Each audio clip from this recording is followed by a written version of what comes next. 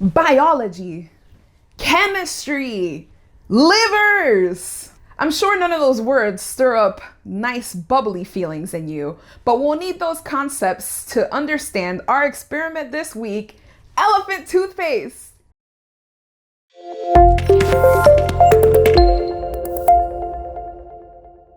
Hey everybody, my name is Yesenia, and I'd like to draw your attention to a very important problem in the US, the elephant toothpaste shortage.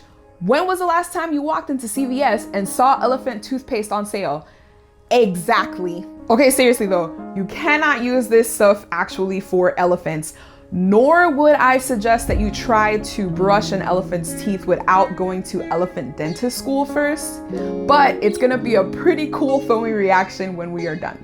Now the big culprit for our reaction this week is gonna be hydrogen peroxide. This brown bottle might look familiar to you, usually because we use hydrogen peroxide as an antiseptic. But did you know that you can actually find hydrogen peroxide in your body? Your lungs and your gut naturally make this stuff, and your liver works to break down that hydrogen peroxide so that it's not toxic in your body. The hydrogen peroxide that you're gonna find in the store is probably a 3% concentration. I also purchased a 40 volume hydrogen peroxide to see the difference in the reactions. I had to actually buy this from a taxidermy company. You can also find it in beauty supplies, but be very careful if you decide to go with a higher concentration. You really should have an adult to help you with this.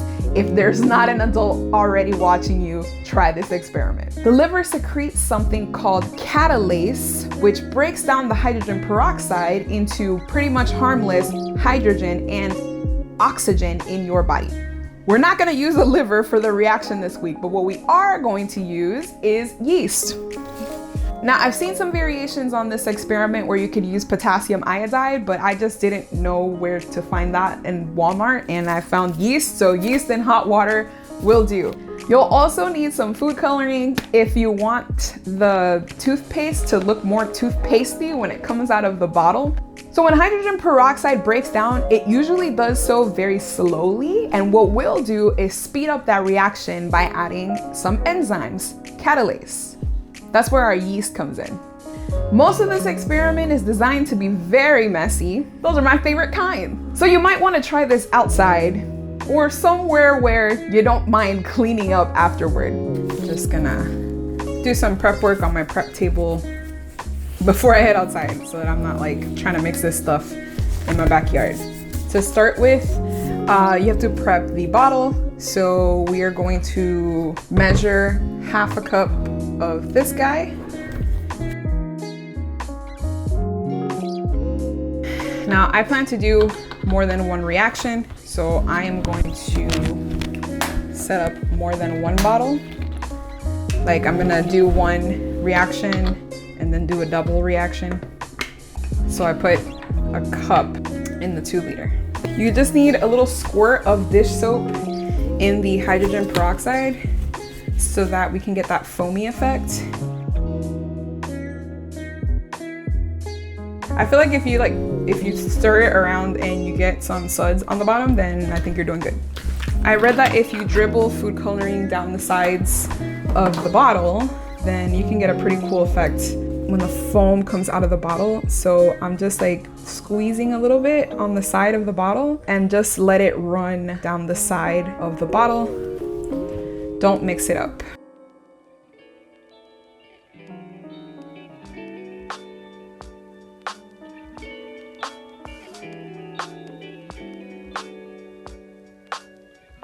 The next thing that you want to do is prep your yeast.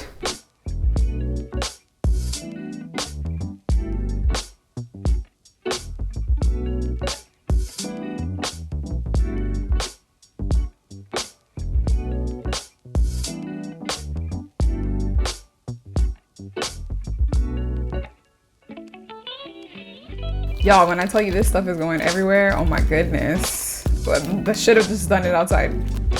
All right, the next thing we're doing is adding the 3 tablespoons of warm water. So just use my electric kettle to warm up some water.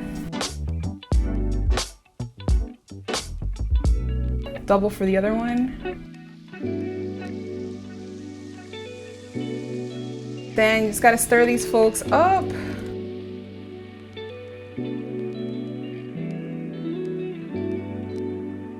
Do the same thing here.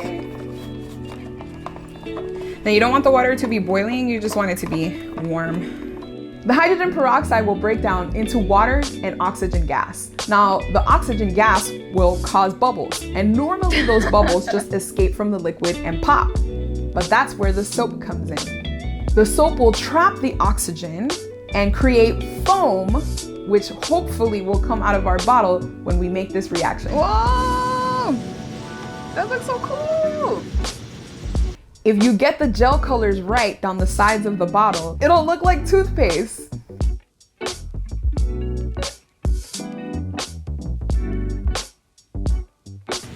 Safety goggles on.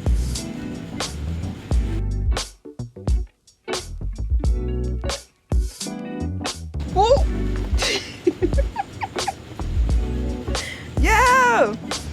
Now you may have noticed when some of that foam escaped from the bottle, it was hot. Be really careful around it. I don't know how hot it's gonna be when you try it, and I don't want you to get burned. But this type of reaction is known as an exothermic reaction. Usually exothermic reactions let off some type of heat and light. So in addition to the hydrogen peroxide breaking down into water and oxygen, one of the things that it's breaking down into is energy, and it's letting that off in the form of heat. Dedicated to all the elephants out there, this has been another episode of Family STEM Saturdays. We'll catch you next time.